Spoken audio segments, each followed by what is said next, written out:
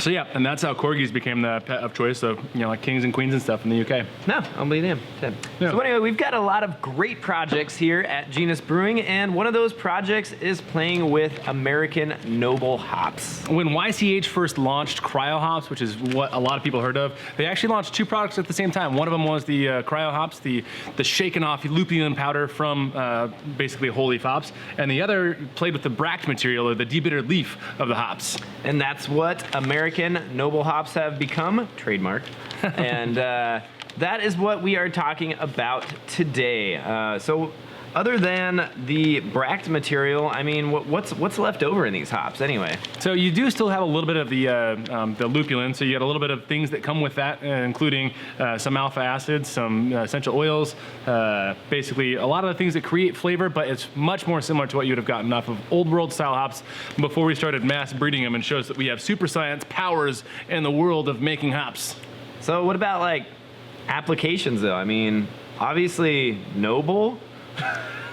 They call it American Noble. I think that's an incredible rebrand, first of all, because debittered leaf or bract material. It didn't sound good. Yeah. It didn't sound good. But they call it American Noble, and that kind of led us into what we should be using these for, which is anything that you would use Noble hops for. On that note, we made a beer with them. Or I should say Tim made a beer with them. Thanks, Tim. It's a great beer. Which we haven't had any of it so far today. We're doing great.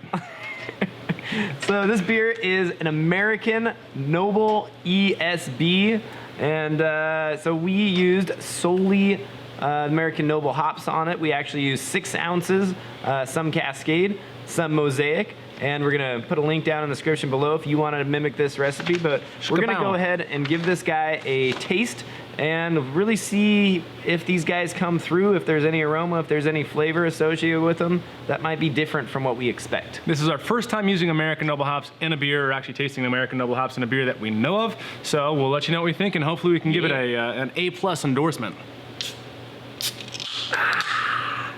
Uh-oh, and it is well carbonated. Also, can conditioning is a thing. Yeah, so we can condition these. I don't know if you've seen some of our videos on using the October can seamer, by the way, but we've actually really taken to can conditioning things. Also, our can condition hazy, which is a very controversial video that people seem to love, all of them. Nobody gives us flack for that.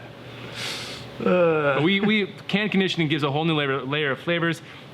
With something like an ESB, it's actually more typical to style because it's going to be similar to what you would get off of a cask conditioned beer, and so I think it works out incredibly in this style of beer. Lets the beer age a little more gracefully. Exactly, softens it up and gives it a nice, and then lets you have amazing pours, not down your leg. All right, let's get into it. Or on my foot. So I'm noticing actually more of a fruity smell than I was expecting. I was expecting this to be a lot more of that like leafy kind of planty, because it is the leftovers, but I'm getting more of a fruity smell, which I think shows that we're using American hops. We're using those hops that are designed and bred to be able to create those big, juicy, kind of fruity aromas, Mosaic, and you know, in particular. And at the same time, I think that aroma, it's still mild though. I mean, it's throwing 6 ounces of hops into a beer. I would have expected way more aroma than this, and/or just way more bitterness all around. But for flavor-wise, it's very traditional. Actually, it's not far off of what you would get from, you know, East Kent Golding or Fuggle hops, right? You get some a lot of that same earthy and grassy tones that you would get off of using an East Kent Goldings in an ESB, which I think comes down to the amount of plant matter you have in the beer. Yeah. Traditionally, those beers you are using lower alpha hops. You're using more of them, so that's actually a quality that you want in there. Absolutely.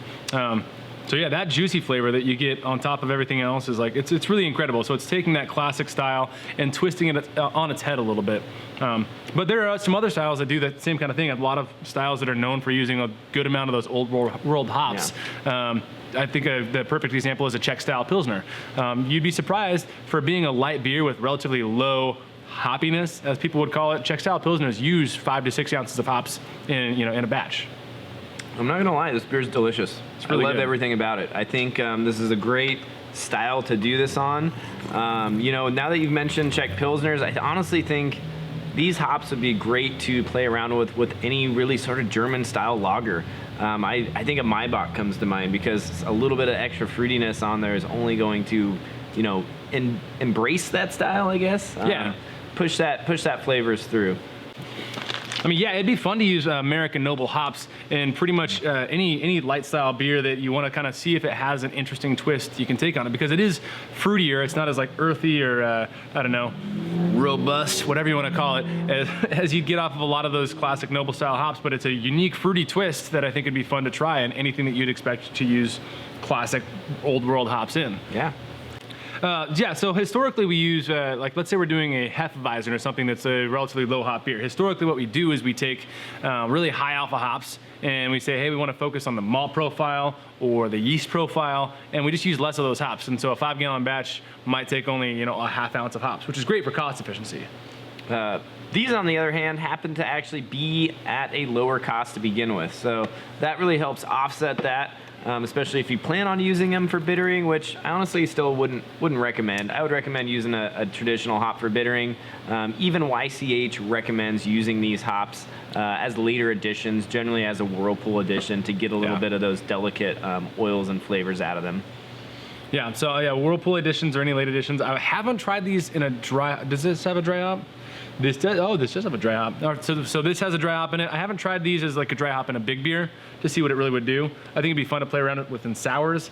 I do know that fantastic for sours. Yeah, I do know these will be competitive though, and so it's not going to be like a substitute for an aged hop, like you'd use in a lambic. But for like, let's say a kettle sour, using these as a dry hop and kind of giving a little added earthiness to it, I think could play around really well. Yeah. I think that pretty much sums it up then, doesn't it? Yeah, if you want to check out this this recipe that we did, the American ESBN, we will link it below. Also, if you have any ideas or styles that you've played around with using American Noble hops, we'd love to hear it. So please comment or just send us a message on Facebook or Instagram. All the social medias we use, it's very public, as is all our recipes. These guys are going to be a little bit controversial, so let us know if you've used them in the past. Let us know if you think that they are BS, and down in the comments below. Otherwise, like, dislike, subscribe. Yep, call things a name and then make fun of them, point and laugh. I think that's we're supposed to do that in life. Trademark. Viva la beer. Viva la beer. Cheers, guys. Yeah. I'm not going to